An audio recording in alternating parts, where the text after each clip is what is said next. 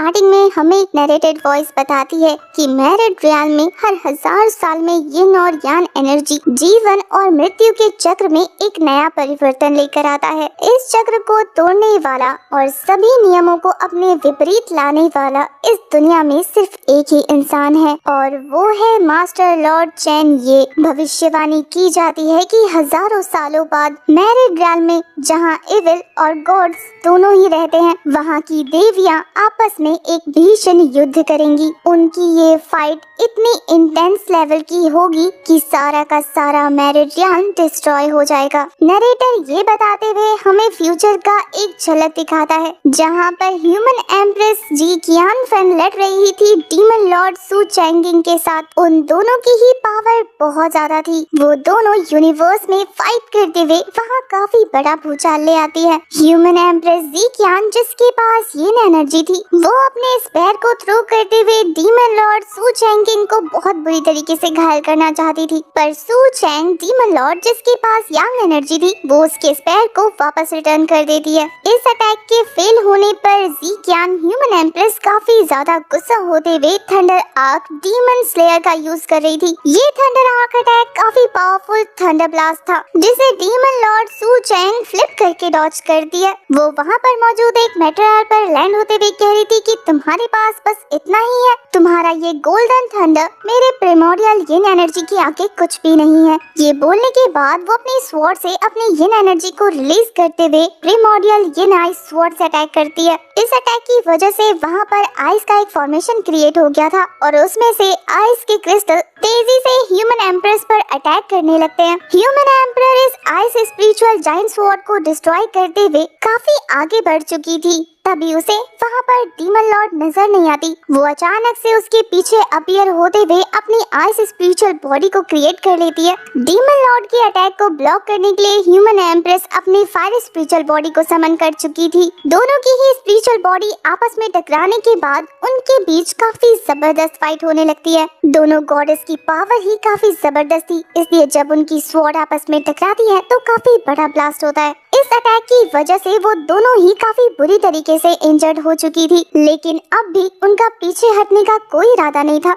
Human empress अपने thunder dragon और demon Lord अपने अजूरी ड्रैगन को समन कर लेते हैं। इन दोनों ड्रैगन्स के आपस में टकराने से पहले ही वहाँ पर एंट्री हो जाती है चेन ये की, जिसके एक इशारे पर वहाँ की सारी चीजें शांत हो चुकी थी। चेन ये को वहाँ देखने के बाद दोनों ही गॉडेस काफी ज्यादा शॉक हो जाती हैं। वहीं चेन ये अपने कॉस्मिक एनर्जी का यूज करते हुए उन दोनों को ही वहाँ से गायब कर चुका था। नरेटर हमें बताता है कि चेन ये की वजह से ये डिजास्टर टल तो जाता है, लेकिन इसका इम्पैक्ट ये था कि अब हमारे हीरो को अपनी कॉस्मिक एनर्जी का यूज करते हुए एक और नया वर्ल्ड क्रिएट करना होगा। इसके बाद वो अपनी कॉस्मिक एनर्जी का यूज करते हुए संसार के सभी नियमों को बदल सकता है। इसके बाद सीन शिफ्ट होता है और हम एक छोटी लड़की को दिखाते हैं, जो कि अपने सिस्टम पर उसी फ्यूचर को देखते हुए कह रही थी कि मैंने इतने सारे माइनर रियल्स पर ट्रैवल कर लिया, लेकिन अभी तक मुझे वो बंदा नहीं मिला जिसके बारे में भविष्यवाणी की गई है। अगर मैंने जल्द से जल्द उसे नहीं ढूंढा तो सारी चीजें डिस्ट्रॉय हो जाएंगी। तभी उस लड़की के ब्रेसलेट में से एक सिस्टम आवाज देते हुए कह रही थी, हमारा टारगेट हमें मिल गया है, उसकी लोकेशन फाइंड की जा चुकी है। ये सुनकर तो वो फेरी लिटिल गर्ल काफी ज्यादा खुश होते हुए कह रही थी कि सच में हमें हमारा टारगेट मिल गया। हमें पता लगता है कि ये लड़की मैरिड रियल की मास्टर सिस्टम 0.1 है, जिसका IQ एवरेज है और एबिलिटी स्किल अनलॉक करने की है। तभी वहाँ पर हेवन का पैसेज ओपन हो जाता है, जिससे ट्रैवल करते हुए ये मैरिड रियल में आ जाती है। वहाँ पर मास्टर लॉर्ड चेन ये आराम से बैठकर ध्यान कर रहा था। उसे देखने के बाद सिस्टम 0.1 कह रही थी कि क्या ये सच में मास्टर लॉर्ड है, लेकिन देखने में तो ये काफी ज्यादा ऑर्डिनरी पर्सन लग रहा है। थोड़ा सोचने के बाद वो काफी खुश होते हुए कह रही थी कि इसका मतलब ये एक नंबर का 9 सीखिया है, तो मैं फटाफट से इसके साथ पैक्ट कर लेती हूँ। ये बोलने के बाद वो अपना पेयर बना लेती है। खुद को चैनिया की बॉडी के साथ कनेक्ट करने के बाद वो कह रही थी कि अब मैं हूँ यहाँ की सुप्रीम सिस्टम। पैक कंप्लीट होने के बाद चैनिया को पता लगता है कि वो अब सिस्टम 0.1 का होस्ट बन गया है। वो तो बहुत ज्यादा कंफ्यूजन के साथ अपनी आंखें खोलते हुए कह रहा था कि सिस्टम का पैक। सिस्टम 0.1 खुद को इंट्रोड्यूस करते हुए कह रही थी कि हाँ, मैं मेरिडियन की मास्टर सिस्टम हूँ, सबसे ज्यादा पावरफुल सिस्टम, और आज से तुम मेरे होस्ट हो यानी कि एक अच्छे पपेट होस्ट। ये सुनकर तो चेन्नई की बॉडी से थंडर रिलीज होना शुरू हो गया था। इसके बाद सिस्टम 0.1 को अपने ब्रेसलेट से एक खतरनाक डेंजर का साइन सुनाई देता है, जो कि इन्फॉर्म करते हुए बता रहा था कि हमारा होस्ट काफी ज्यादा एंग्री हो चुका है। सिस्टम 0.1 की तो बात भी कंप्लीट नहीं हुई थी और उसके सामने सिस्टम अपीयर होते हुए कह रही थी कि देखो इसका एंगर कितना ज्यादा बढ़ चुका है। चेन्नई ने अपने मेरिडियन की स्पिरिचुअल बॉडी को अवेक कर लिया था। वो इतनी ज्यादा जाइंट थी जिसे देखने के बाद सिस्टम 0.1 डर से कांपने लगती है। अब तक सिस्टम 0.1 को पता लग चुका था कि चेन्नई असल में ह्यूमन मास्टर लॉर्ड है और उसका गुस्सा इतना ज्यादा बढ़ गया है जिससे सिस्टम में एरर दिखाने लगा था। चेन्नई तो कह रहा था कि आखिर तुम्हारी हिम्मत कैसे हुई मुझसे बिना पूछे मेरे साथ पैक करने की। तुमने बिना मेरी परमिशन के मुझे अपना होस्ट बनाया। काफी ज्यादा हिम्मत है तुम्हारे अंदर। सिस्टम 0.1 तो उसके पैरों में गिरते हुए कह रही थी कि मास्टर मुझे माफ कर दीजिए, मुझसे काफी बड़ी गलती हो गई, लेकिन मुझे सच में आपकी बहुत ज्यादा जरूरत है। आखिर हूँ तो मैं एक वीक सिस्टम ही ना। क्या आप प्लीज हमारी हेल्प कर सकते हैं? चेन्नई के पूछने पर कि तुम्हें किस चीज में मेरी जरूरत है, वो एक राहत की सांस लेते हुए चेन्नई को एक्सप्लेन करना शुरू कर देती है कि मास्टर असल में बात ये है कि मैरिड रियल में तो गॉडेस आने वाली है जो कि फ्यूचर में काफी जबरदस्त फाइट करेंगी, जिसकी वजह से वर्ल्ड डिस्ट्रॉय हो जाएगा और सिर्फ आप ही हैं जो इस वॉर को रुकवा सकते हैं। तो प्लीज हमारी हेल्प कीजिए ताकि हम साथ में फ्यूचर गॉडेस को फाइट करने से रोक सके जो कि आगे चल के आपकी डिसाइपल्स बनने वाली हैं। ये सुनकर चैन ये सिस्टम पर अपीयर होने वाले नोटिफिकेशन को देखकर कह रहा था तो तुम चाहती हो कि मैं उन्हें कंट्रोल करते हुए सिखाऊं और मेरे गाइडेंस में वो ऐसे ग्रो करें ताकि ये डिस्ट्रॉय होने वाला मोमेंट कभी क्रिएट ही ना हो। तुम्हें मैरिड रियल को प्रोटेक्ट करने में मेरी जरूरत है। ये सुनने के बाद सिस्टम 0.1 उसके आगे जाते हुए कह रही थी कि हाँ अब तो सब समझ गए। चैन ये ने इससे पहले भी विनाश को विटनेस किया था। वो कहता है कि उस विनाश को गुजरे 1 लाख साल हो चुके हैं। उस विनाश के बाद मैरिड रियल फिर से ग्रो हुआ है और अब जब मेरी आँख खुली है तो पता लगा कि दोबारा से विनाश होने वाला है। चैनी अपने मन में कह रहा था कि इस विनाश को मैं इस बार रोक सकता हूँ। मैं मैरिड रियल का लॉर्ड हूँ, लेकिन अभी तक मेरे पास कोई डिसाइपल नहीं है। वो सिस्टम से कहता है कि ये टास्क काफी ज्यादा इंटरेस्टिंग लग रहा है। वैसे तो तुमने मेरी मर्जी के खिलाफ मेरे साथ पैक्ट किया है, लेकिन फिर भी मैं इसे एक्सेप्ट करता हूँ और आज से इस टास्क को कंप्लीट करने में मैं तुम्हारी पूरी मदद करूँगा। सिस्टम कहती है कि मास्टर ये तो काफी अच्छा हो गया, अब मुझे अलाउ करिए ताकि मैं आपको आपके फर्स्ट डिसाइपल से इंट्रोड्यूस कराऊं। सिस्टम पर जी कैंफन अपीयर होती है जिसकी सारी इन्फॉर्मेशन वहां पर मौजूद थी। उसे पढ़ते हुए चेन ये कहता है कि ये 9 शुआनयुन प्रिंसेस है जो कि फ्यूचर में ह्यूमन एम्प्रेस बनेगी। सारी इन्फॉर्मेशन पढ़ते ही सिस्टम पर डेंजर का साइन दिखने लगा था। सिस्टम 0.1 तो काफी डरते हुए बताती है कि मास्टर मुझे लगता है कैंफन किसी डेंजर में है। वो तो वहाँ पैसेज ओपन करते हुए सिस्टम से कह रहा था कि जल्दी से रास्ता दिखाओ। वो खुशी खुशी चेन ये को वहाँ तक ले जाती है। हमें आइस प्लेन्स के ऊपर जी क्यान को फाइट करते हुए दिखाया जाता है, वो भी काफी सारे असैसियंस के साथ जिन्होंने मास्क लगा रखा था। वो अकेले ही अपने फायर स्पेयर की हेल्प से उन तीनों असैसियंस को हैंडल कर रही थी। वो तीनों ही एक एक करके अपने अपने वेपन को उसकी तरफ थ्रो कर देते हैं, तो वो अपने वेपन को फ्लिप करते हुए उन सभी वेपन को खुद से दूर कर देती है। उन तीनों के साथ फाइट करते हुए उसे उनमें से एक की स्वॉर्ड लगने ही वाली थी, पर वो नीचे झुकते हुए उसके स्वॉर्ड अटैक को डॉज कर चुकी थी। वो अपने स्पेयर से उनके अटैक को ब्लॉक करते हुए उन्हें किक करके खुद से दूर कर रही थी, पर वो फिर से अपनी पावर रिलीज करते हुए उस पर अटैक थ्रो कर देते हैं। वो थोड़ी देर के लिए इस अटैक से डिस्ट्रैक्ट हो जाती है, तभी पीछे से 2 असैसियंस अपनी पावर का यूज करके उसकी मेरिडियंस को डिस्ट्रॉय कर देते हैं। वो तो अब सीधी खड़ी भी नहीं हो पा रही थी, उसके मुंह से ब्लड आने लगता है। ये असैसियंस उसकी ऐसी हालत देखने के बाद कह रहे थे, जैसा हमने तुमसे उम्मीद किया था, एम्परर शुआनयुन्स की 9th फेवरेट प्रिंसेस तुम लिंग हाई रियान पर हो और हमारी अटैक से तुम बुरी तरीके से घायल हो चुकी हो। मानना पड़ेगा तुमने हम में से काफी लोगों को हर्ट करना मैनेज कर लिया, लेकिन तुम्हें पता नहीं है कि हम बायजोजिंग के लोग कितने ज्यादा पावरफुल हैं। दूसरा वाला पर्सन उस पर्सन से कहता है कि ज्यादा बातें नहीं करते हैं, इसके मेरिडियंस ऑलरेडी कमजोर हो चुके हैं, यानी अब ये हमें डिफीट नहीं कर सकती, तो जल्दी से इसे मारकर अपना मिशन कंप्लीट कर लेते हैं। उनकी बातें सुनने के बाद अब तक क्यान फेंग को पता लग गया था कि किसी ने मारने का कॉन्ट्रैक्ट दिया है। वो उनसे पूछती है कि आखिर कौन है जिन्होंने तुम्हें मुझे मारने के लिए भेजा है। ये लोग तो अपना अटैक क्रिएट करते हुए तेजी से उसकी तरफ बढ़ते हुए कह रहे थे कि जाकर डेथ गॉड से पूछ लेना। अपनी मौत को अपनी तरफ आगे बढ़ता देखकर क्यान फेंग कह रही थी कि क्या यही उसका अंत है। इससे पहले कि ये दोनों असैसियंस अपने अटैक को उसके ऊपर थ्रो कर पाते, अपनी थंडर एनर्जी को रिलीज करता हुआ वहाँ पर चेनी अपीयर हो जाता है,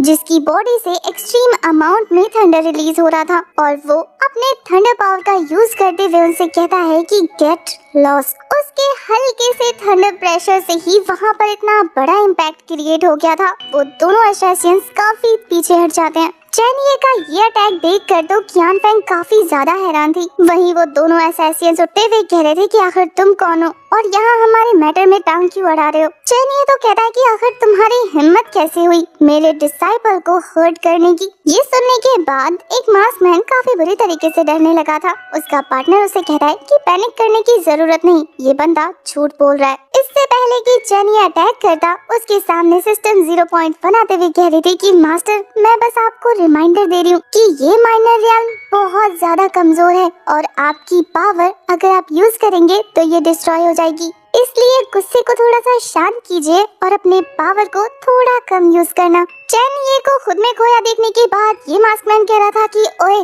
शायद तुझे पता नहीं कि हम ह्यूमन एम्प्रेस रियल्म के बाय जूजिंग के आदमी हैं और हम लोग अपने काम को किए बिना पीछे नहीं हटते। हमारे रास्ते में आने वाला मुश्किल में पड़ जाता है। चेनिए वहाँ मौजूद पत्थर को उठाते हुए उस पे अपनी पावर थ्रो कर रहा था, ये कहकर कि कितना शोर मचाते हैं। इन दोनों मास्कमैन्स को लग रहा था कि ये बंदा थोड़ा सा पागल है जो पत्थर से खेल रहा है, इसलिए वो तेजी से अपना स्वॉर्ड लेकर अटैक करने लगते हैं। चेनिए उस पत्थर को हल्का सा थ्रो करता है जिससे इतना बड़ा इम्पैक्ट हो गया था। वहाँ एक जबरदस्त ब्लास्ट के साथ दो पहाड़ टूटकर अलग हो जाते हैं। इस हल्के से मूवमेंट से इतना जबरदस्त अटैक क्रिएट हो जाता है कि वो दोनों ही वहाँ से वैनिश हो जाते हैं। बेचारे सिस्टम 0.1 के लिए तो सीधा खड़ा होना भी बहुत मुश्किल हो रहा था। वो तो कहती है कि मास्टर मैंने मना किया था ना, देखो आपने कितना जबरदस्त अटैक किया है। उस अटैक को देखकर तो क्यान फेंग कह रही थी कि कितना दिल दहलाने वाला नजारा था। अगर कोई गोईकैंग रियल पर भी होगा तब भी इतना पावरफुल अटैक नहीं कर सकता, तो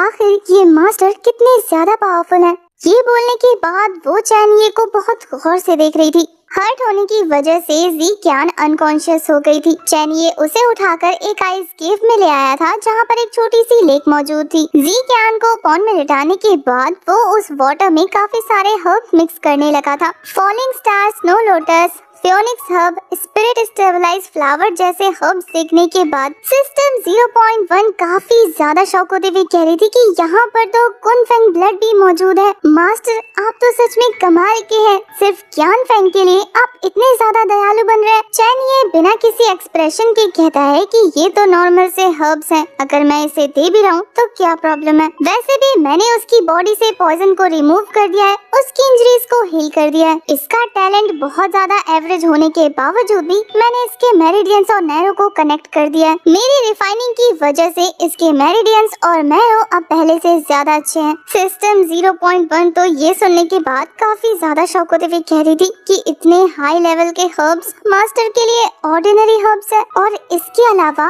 इन्होंने एक बंदे के मेरिडियंस और नैरो को रिकनेक्ट करके हील भी कर दिया, वो भी थोड़ी ही देर में। आखिर ये कितने ज्यादा पावरफुल हैं। जब तक जी क्यान अपनी रिफाइनिंग को कंप्लीट कर रही थी, चेनिए बैठकर गर्म चाय का मजा लेने लगता है। ज़ूकी हमारे चेनिए के पास जाते हुए कह रही थी कि मास्टर अब जब आपने अपने डिसाइबल की लोकेशन को फाइंड कर लिया है तो इसका मतलब ये है कि आपने पहले दिए हुए मिशन को कंप्लीट कर लिया है, जिसके लिए अब आपको रिवॉर्ड मिलेगा। क्या आप उस रिवॉर्ड को कलेक्ट करना चाहेंगे? पर ये एक लॉटरी की फॉर्म में है जिसको आपको जीतना होगा। चेनिए कहता है कि लॉटरी की क्या जरूरत है। ज़ूकी बता रही है कि लॉटरी जीतने पर मास्टर आपको अमेजिंग ट्रेजर मिल सकता है जिसे आप जी क्यान को और ज्यादा स्ट्रॉन्ग कर सकते हैं। चेनिए का कहना था कि एक बार ये लॉटरी ट्राई करके ही देख लेते हैं। वो जैसे ही बटन को प्रेस करता है, ज़ूकी विश करने लगती है कि जल्दी से गोल्ड वाला आ जाए जिससे मास्टर को अमेजिंग ट्रेजर मिलेगा। पर गोल्ड की जगह पर पर्पल आ गया था, जिसे देखने के बाद उसका मुंह बन जाता है।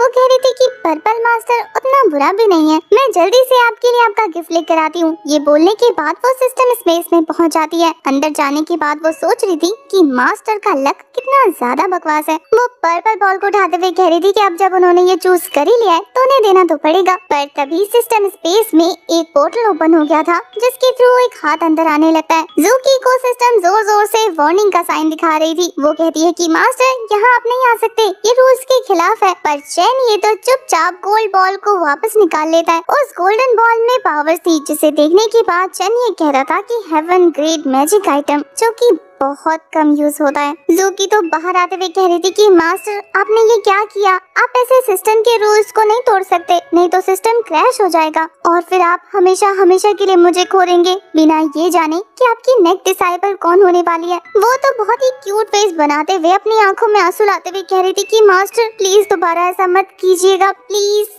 चैन ये तो काफी ज्यादा सीरियस होते हुए कह रहा था कि मैं रेड रियाल्म के अलावा किसी भी रियाल्म का कोई भी रूल मुझे बांध के नहीं रख सकता।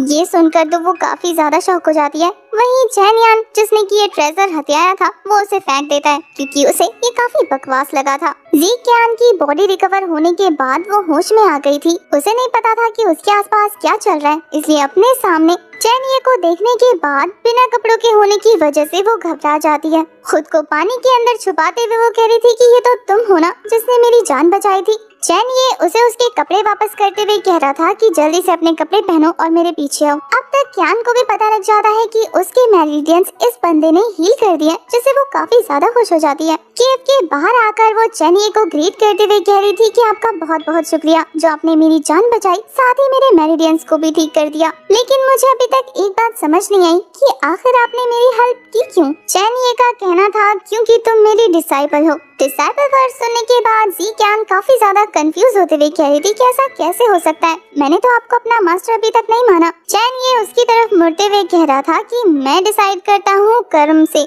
ना कि बिहेवियर और रूल से। मुझे किसी को एक्सप्लेन करने की जरूरत नहीं है कि ऐसा क्यों हुआ या किस लिए हुआ। ज़ीक्यान का कहना था कि अगर आप मुझे अपना डिसाइपल बनाना चाहते हैं तो मैं कह दूं कि मैं इसके लिए तैयार नहीं हूँ। ज़ीक्यान की बात सुनने के बाद चैन ये अपनी पावर का यूज करते हुए उसके ऊपर काफी हैवी प्रेशर थ्रो कर रहा था। ये प्रेशर इतना एक्सट्रीम लेवल पर था कि ज़ीक्यान तो खड़ी भी नहीं हो पा रही थी। चैन ये उससे कहता है कि तुम्हारे पास मना करने का ऑप्शन ही नहीं है। अगर तुमने ऐसा करने की कोशिश की तो तुम्हें पता है कि मैं क्या कर सकता हूँ। ज़ूकी तो सामने आते हुए कह रही थी कि मास्टर आप ऐसा नहीं कर सकते, अगर आप उसके ऊपर अपना फोर्स यूज करोगे तो वो आपसे डरने लगेगी, तो आपको मास्टर कैसे मानेगी। दूसरी तरफ ज़ीक्यान उस फोर्स में खुद को संभालते हुए कह रही थी कि पहले आपने मेरी जान बचाई जब मैं मरने वाली थी, मेरी बॉडी से पॉइजन रिलीज किया, मेरे मेरिडियंस को हील किया और अब आप मेरा मास्टर बनना चाहते हैं, वो भी फोर्सफुली। मेरे मना करने पर आप मुझ पर अटैक करें, आखिर आप चाहते क्या हैं?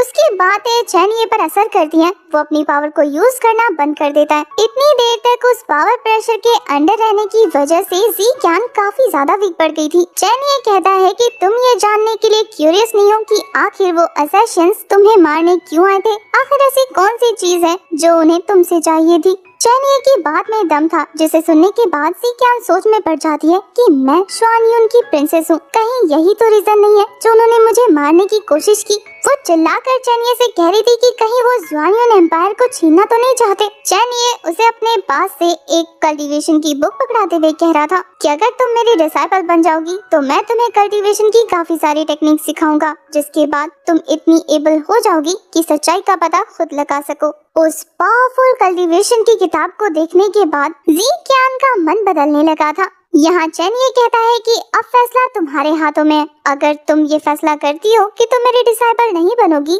तो मैं इस बार तुम्हें नहीं रोकूंगा। इसलिए मैं आखिरी बार पूछता हूँ, क्या तुम मेरी डिसाइपल बनना एक्सेप्ट करोगी या नहीं? वो उस कल्टीवेशन बुक को होल्ड करते हुए कहती है कि मास्टर आज से मैं आपकी डिसाइपल हूँ। ये देखने के बाद तो ज़ूकी काफी ज्यादा खुश हो जाती है। उस रेयर आइटम के बदले ज़ूकी ने अब इन्हें रहने की जगह प्रोवाइड कर दी थी, इसलिए चैन ये वहाँ पर एक पोर्टल को ओपन करते हुए उसे अपने साथ उसी जगह लेकर जाता है। उस जगह को देखकर ज़ीक्यान काफी ज्यादा शॉक होते हुए कह रही थी कि ये तो हेवन ग्रेड आइटम है ना। चैन ये का कहना था कि सही कहा, अब आगे से यही तुम्हारी कल्टीवेशन की जगह होने वाली है। ऊपर जाने के लिए काफी सारी सीढ़ियाँ थी, जहाँ चैनिये उसे कहता है कि मुझे फॉलो करो। पीछे पीछे आने पर चैनिये कह रहा था कि मैं तुम्हें 3 दिन का वक्त देता हूँ, तुम्हें परफेक्ट मॉडल स्टेज पर पहुँचना होगा। 3 दिन मिलने पर वो काफी ज्यादा शॉक होते हुए कह रही थी कि मास्टर ये तो इम्पॉसिबल है, आखिर इतने कम टाइम में मैं परफेक्ट मॉडल स्टेज पर कैसे पहुंच सकती हूँ। इसके बाद सीधा 3 दिन के बाद का सीन दिखाया जाता है जहाँ ज़ूकी कहती है कि मास्टर कांग्रेचुलेशन, आपने अपने डिसाइपल को रिक्रूट करने के मिशन को कंप्लीट कर लिया।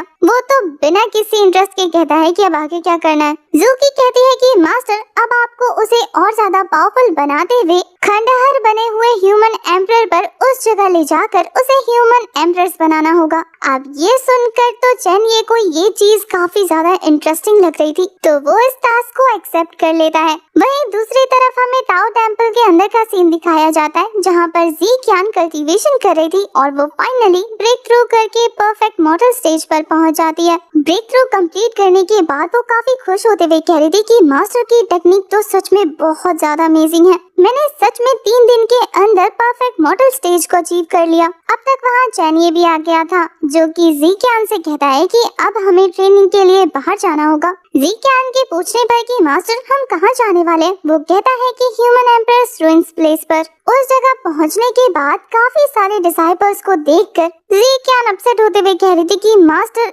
इस प्लेस पर तो कितने पावरफुल डिसाइपल्स आए हुए हैं। तभी वहाँ पर अपने स्वॉर्ड के थ्रू एक और लड़की आ जाती है जिसे देखकर जी क्यान कहती है कि मास्टर उधर देखो, उसका नाम ली यान हान है, वो दालुओ सेट की ग्रेट डिसाइपल्स है। मुझे लगता है कि वो लिंग हाई स्टेज की पीक पर पहुंच गई होगी, काफी ज्यादा टैलेंटेड है। उसे देखने के बाद चेनिए कह रहा था कि वो अनक्वालिफाइड है। जी क्यान कहती है कि मास्टर वो इतनी ज्यादा पावरफुल होने के बाद भी अनक्वालिफाइड है, मेरी स्ट्रेंथ तो फिर भी उससे बहुत कम है, तो मैं कैसे क्वालिफाइड हुई। चेनिए कहता है कि कभी भी लेवल के बेस पे पावर डिसाइड नहीं होता है। मेरा एक दोस्त है जो कि कंडेंस रियाल पर होने के बावजूद भी 1 लाख ईयर से अपनी पावर को रिपॉलिश कर रहा है और उसकी पावर अनबेरेबल है। ये सुनकर तो वो काफी ज्यादा इम्प्रेस हो जाती है। तभी अचानक से जी क्यान के चेहरे का एक्सप्रेशन बदल जाता है क्योंकि वहाँ एक और लड़की आ जाती है जो कि जी क्यान को देखने के बाद कहती है, 9th प्रिंसेस, मुझे पता नहीं था कि तुम भी यहाँ मिलोगी। उसके चेहरे के एक्सप्रेशन को चेंज होता देखकर चेनिए कहता है कि क्या ये तुम्हारी दुश्मन है।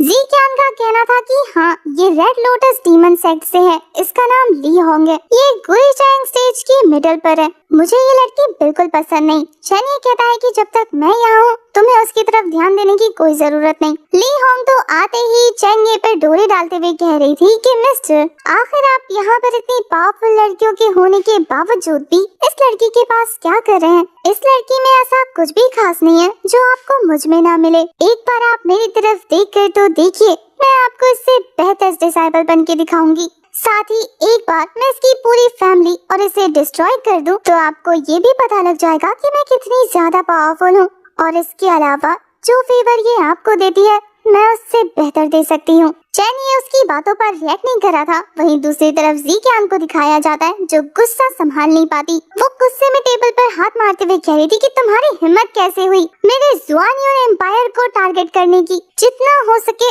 उतनी जल्दी मैं तुम्हें अपने रास्ते से हटा दूंगी। उसे इतना गुस्से में भड़कता देखकर ली होंग कह रही थी कि देखा मास्टर, ये लड़की तो खुद का गुस्सा भी नहीं संभाल सकती। आखिर आपने क्या सोच के इसे अपना डिसाइबल बनाया। वो चेनिए को सीड्यूस करते हुए हवा में अपने चार्म अटैक को रिलीज कर देती है। चारों तरफ उसका चार्म फैलने की वजह से लोग इफेक्ट हो रहे थे, मदहोश होते जा रहे थे और इस चीज का असर जी क्यान पर भी देखा जा सकता था। एक ही बंदा था जिस पर उसके इस चार्म का कोई इफेक्ट नहीं हो रहा था और वो था चेनिए। सिस्टम भी ये देखने के बाद काफी परेशान हो जाती है। वहीं ली होंग अपने चार्म के इफेक्ट को और ज्यादा इंक्रीज कर चुकी थी जिससे उसके मल्टीपल क्लोन्स चेनिए के पास आकर उसे सीड्यूस करना शुरू कर देते हैं। पर चेनिए पर तो उसका कोई असर ही नहीं हो रहा था और ये लड़की ये देखने के बाद अपने चार्म को और ज्यादा इंक्रीज करने लगती है। वो तो आंखें बंद करके बैठ गया था क्योंकि उसे काफी ज्यादा गुस्सा आने लगता है। उसके गुस्से के साथ हमारा ये वाला पार्ट हो जाता है खत्म। अगर आपको एक्सप्लेनेशन अच्छी लगी तो नेक्स्ट पार्ट के लिए भर भर के कमेंट करना। तब तक के लिए bye bye, tata, take care.